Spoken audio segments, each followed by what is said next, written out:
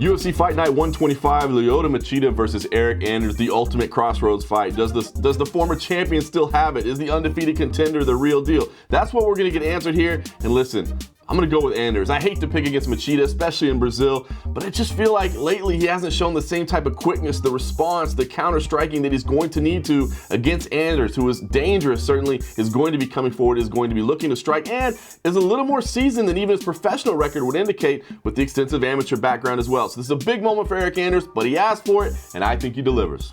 Well, I think Eryk Anders is worthy of the growing excitement around him. Undefeated record, comes from a strong athletic background, playing football, all those things that we know about him at this point, but I just think this might be a little too much for him going into this fight. Yes, Lyoto Machida is aging. He's on a rough skid. He's only fought once in the past several years, and that was a brutal knockout against Derek Brunson, and he's making a quick turnaround from that fight. But I think we see Machida get it done. He is a lot more experienced. I think he's going to go into this fight fighting very intelligently, and he's going to look to not get caught like he did in his last fight. And ultimately, I think we see Machida get it done, rebounding and getting a win in his hometown. I think Anders has the knockout power to spring a bit of an upset here against Lyoto Machida, who's lost his last 3 bouts to world-class opposition. Anders is looking to move his way up, and if he fights patiently and uses his power, I think he can get it done. I'm going to side with the younger guy. Seeing Lyoto Machida on the slide is not good to see, and this could be a real make it or break it fight for the Brazilian. I'm going with Eryk Anders to get the upset victory by KO.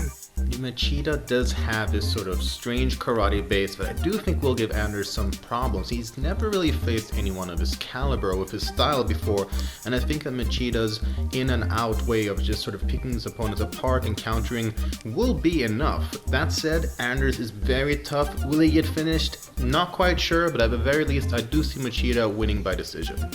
Well, style-wise, Anders comes into this fight with a lot of hype, but I do think that his style plays into the hands of Lyoto Machida's counter-based striking. And I do think in the beginning of the fight, Machida will cause some problems with the style, but eventually when Eryk Anders finds his range, he will connect.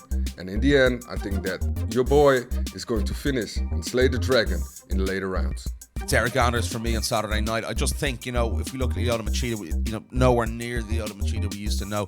The defeat against Brunson, against Rockhold, obviously, high-level opposition in his last 3 fights that he's lost. But you look like a guy like Anders, unbeaten, has momentum on his side coming up. That performance against Rafael Natal was a fantastic knockout, fantastic victory. Not so good against Perez in his last fight, but got a decision, got there, got over the line. It's a new guard versus the old guard, so I'm going with the new guard here. Momentum on his side. Eryk Anders gets the job done for me in Belém on Saturday night in Brazil.